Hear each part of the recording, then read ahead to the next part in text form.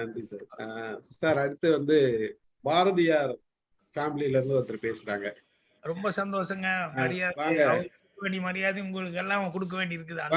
Umabharathi madam unmute பண்ணுங்க, பேசுங்க. Unmute பண்ணுங்க, பேசுங்க. வணக்கம், உமாபாரதி பேசுறேன். வணக்கம் வணக்கம், ரொம்ப சந்தோஷங்க, சொல்லுங்க. உங்களையும் பூர்ணிமா மேடத்தையும் டிஎஸ்ஆர் சுபாஷோட பையன் கல்யாணத்துல பார்த்தேன். ரொம்ப சந்தோஷமா இருந்தது. மேடையிலேயே நம்ம பேசணும். ஒரே ஒரு சின்ன கேள்விதான் உங்ககிட்ட. திரைத்துறையில இருந்துட்டு இப்ப சமீப காலமா இலக்கியத்துறையில புத்தகங்கள் வெளியிடுற கவிஞர்களையும் எழுத்தாளர்களையும் ஊக்குவிக்கிற அந்த ஒரு சிறப்பான பணி பண்ணிக்கிட்டு இருக்கீங்க. அதுக்கு முதல்ல உங்களுக்கு வாழ்த்துக்களும் பாராட்டுகளும். ஏன்னா போன அக்டோபர் 2ஆம் தேதி நீங்க புத்தகம் வெளியிடும் பொழுது எங்கிட்டேன்னு வாழ்த்துறை வாங்கின பல கவிஞர்களோட புத்தகத்தை நீங்க வெளியிட்டீங்க. அதுக்கு ரொம்ப சிறப்பான வாழ்த்துக்கள். இந்த இலக்கிய ஆர்வம் உங்களுக்கு எப்படி வந்தது? இதுதான் என்னோட கேள்வி. ஏன்னா நான் வந்து எனக்கு ரொம்ப பிடிச்ச வசனம், அத என்னோட சகோதரர் ஸ்ரீதர் இப்ப சொல்லிட்டாரு. அந்த வசனம் வந்து நான் எல்லார்கிட்டையும் எப்பயும் சொல்லிக்கிட்டே இருப்பேன். அந்த 7 நாட்களோட அந்த கடைசி சீன் மட்டும்.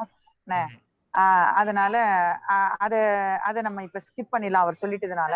இந்த இலக்கிய உங்களோட ஆர்வத்தை பத்தி மட்டும் எனக்கு சொல்லுங்க. இல்லைங்க, உண்மையிலேயே இலக்கியம் எல்லாம் எனக்கு என்னங்கிறதே தெரியாது எனக்கு.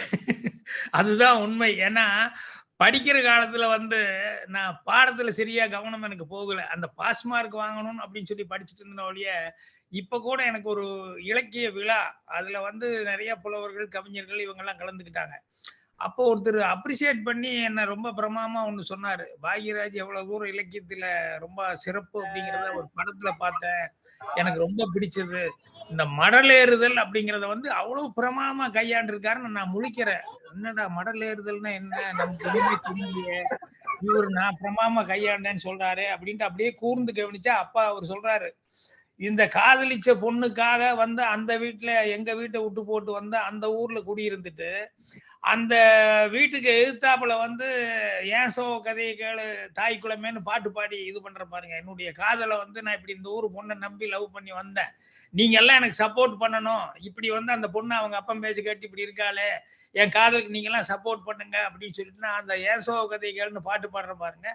இதுதான் மடலேறுதல்னு அவர் சொன்னதுக்கு அப்புறம் தான் எனக்கு தெரிஞ்சது. நான் ஜென்ரலா வந்து கமர்ஷியலா ஒரு காமெடியா ஒரு ஜாலியா ஒரு பாட்டு அந்த லவ் எக்ஸ்பிரஸ் பண்ற மாதிரி அப்படின்னு சொல்லி பண்ணேன். ஆனா அந்த காலத்துல இருந்து இதெல்லாம் வந்து இயல்பா நடந்திருக்கு. அந்த லவ் பண்றத வந்து அந்த ஊர்ல எல்லாத்துக்கிட்டையும் எக்ஸ்பிரஸ் பண்றது அப்படிங்கறது வந்து அதுதான் மடல் ஏறுதல் அப்படிங்கறத வந்து அதுக்கப்புறமா தான் தெரிஞ்சுட்டேன்.